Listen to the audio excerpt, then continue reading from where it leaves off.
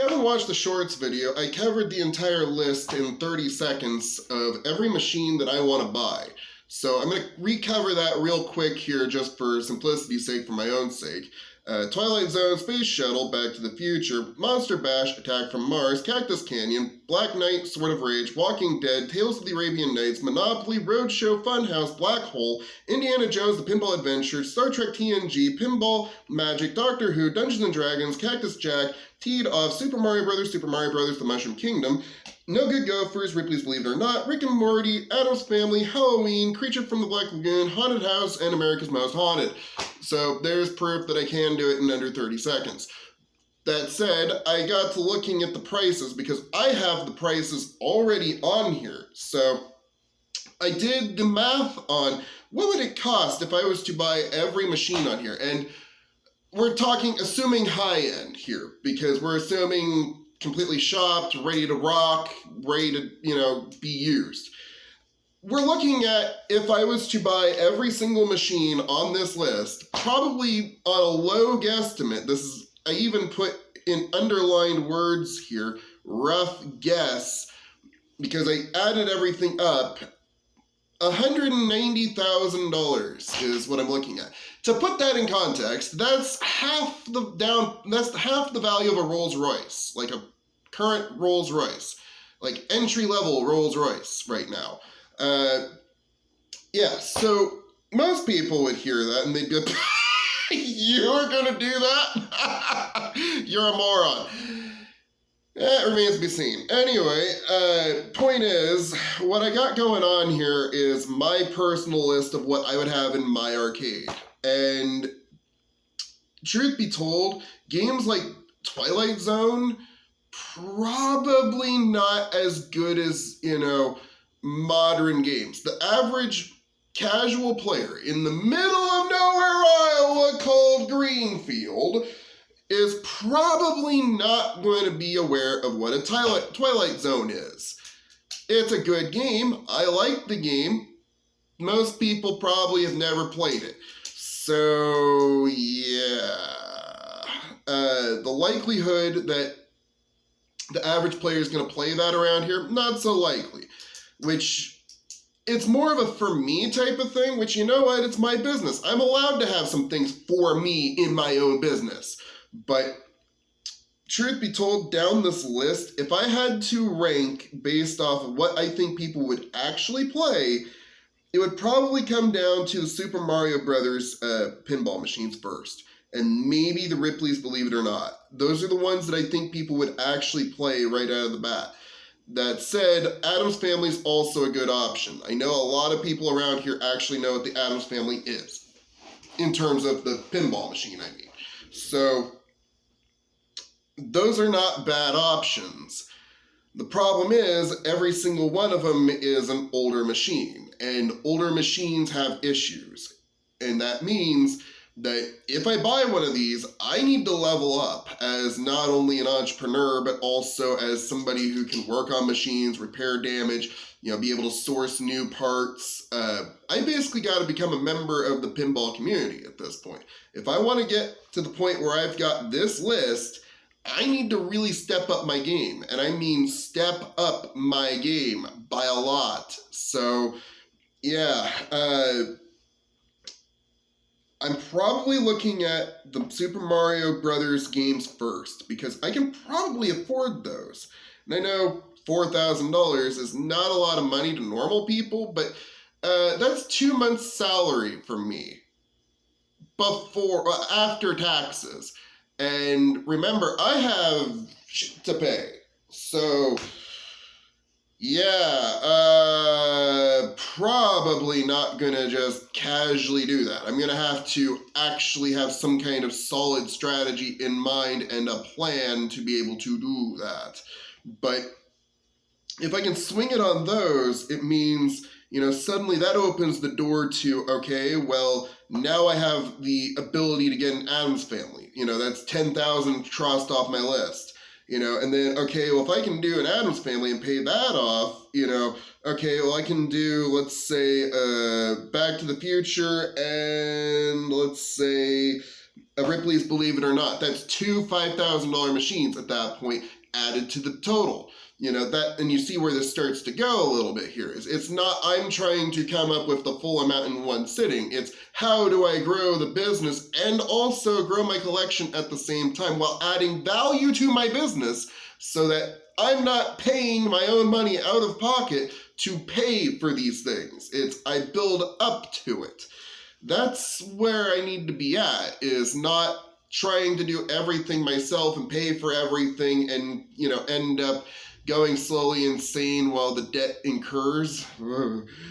So the strategy is not, okay, here's $190,000, give me arcade. That's not the strategy. The strategy is build up a little bit over time. So, you know, one machine at a time is probably where I'd be at, because the most expensive thing on here, according to my list, is the Indiana Jones and the Pinball Adventure at $13,000. That's the lowest price I could find on that at the time. And that's expensive. That is almost new car expensive. And I'm betting you strongly, if I wait long enough, somebody will remake that. I mean, they're already remaking, what was it? Cactus Canyon, Big Bang Bar. How did I not have Big Bang Bar on my list? What the fuck is wrong with me?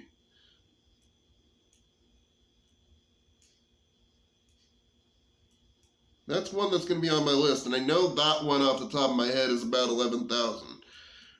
So we're actually at 210,000.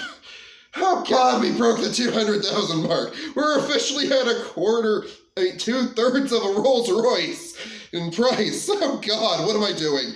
But yeah, I mean, technically, if I actually pulled this list off and added 90,000 to it, I could technically afford a Rolls Royce. So, okay, yeah, cool.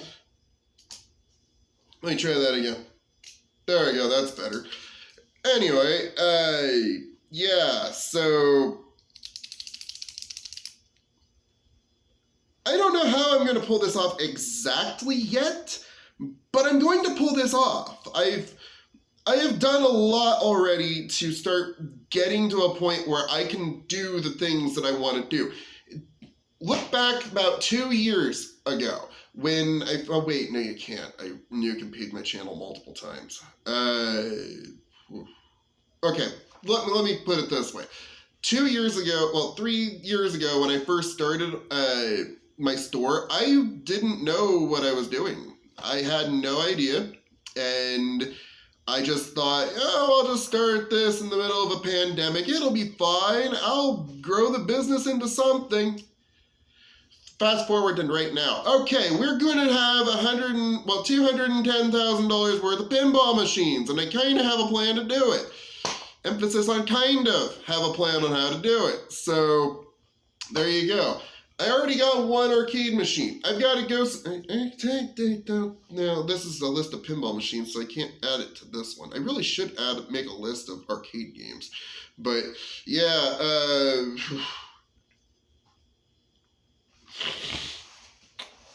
Not gonna lie when I say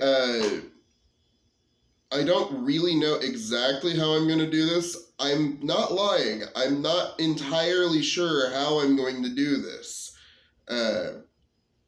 But you know, every successful person in the world, they didn't know all the time exactly how they were going to do something either. You know, they figured it out on the fly. And I think in my case, it's probably a three-pronged strategy, which is bring in more money,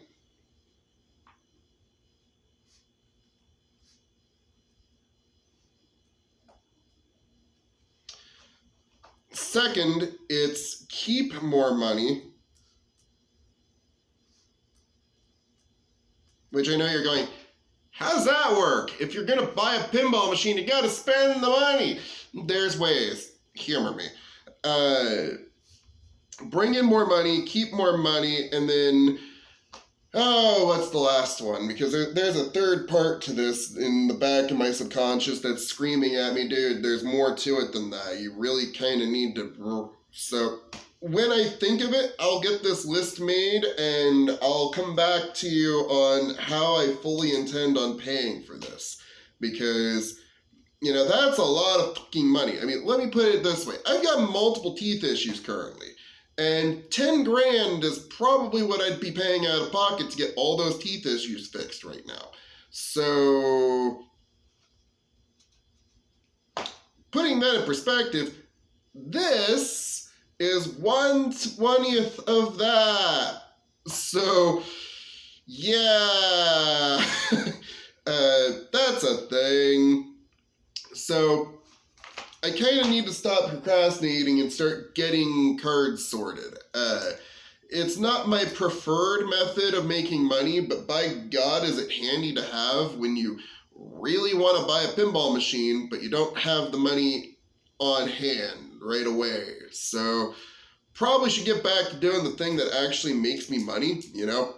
Just generally a good idea. So I'm gonna have myself a drink. I'm going to think about how to pay for this a little better. Oh wait, I didn't cover the creature from the... Oh wait, yeah, I talked about the creature from Black Lagoon. Yeah, I mentioned that. Point is, I'm going to make this work. I have no choice but to make it work. I have already committed socially to making this work on multiple occasions between YouTube and telling people I'm putting together an arcade. And it doesn't look good when you keep talking about something and then you don't actually start making progress on it. So that's why recently I've been actively making multiple behind the scenes efforts to get shit done. Not a joke, not an exaggeration. I have legitimately went out of my way to get people to start helping me with some things, and also I've been clearing up some old debts. For example, I owed my brother money, so I cleared that up, and generally just started getting my mental headspace back. That was something that had been getting a little bit too clogged, which is very much a deal killer in a lot of cases when you're trying to put together something like a list of pinball machines, because in the back of your head you're going, oh, you're gonna buy a pinball machine when you still owe him and you still owe them and you owe that person, you owe this person, you owe that person. How are you gonna do that when you can't even pay those people? Come on, man. You know, and that's the kind of mental headspace you need to have back. And I would strongly suggest if somebody's gonna do something like this, which I don't, but if you're gonna do something like this, get your headspace back. That's the number one thing that I can honestly say is if you've got a bunch of debts and you can't sleep at night, you're not going to wake up refreshed. You're going to be going, oh God, I can't even function. How am I going to do this thing that I'm trying to do? Yeah, that's not good. So get that shit sorted, people. I don't care if you do it all in one sitting or if you do it a little bit at a time, but you got to get that sorted before you start doing the other stuff. Trust me, you end up in a situation where you start doing everything for money and then you're not happy, you're not making money, you're literally worse off than when you started. You're better off just clearing up the debt, freeing up your head, and being able to think with a clear mind, because if all you're thinking about is the money, you ain't getting very far.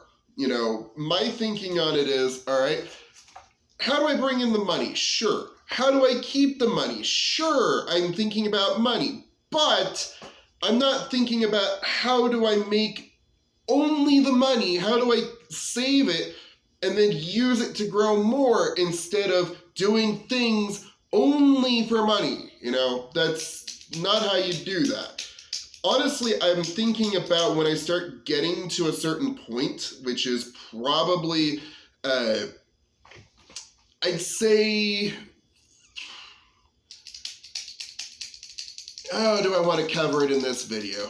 Because I say that and then I can hear the comment section going, all you just did was talk about money, you fucking hypocrite. Oh! So I'm just going to go ahead and say it.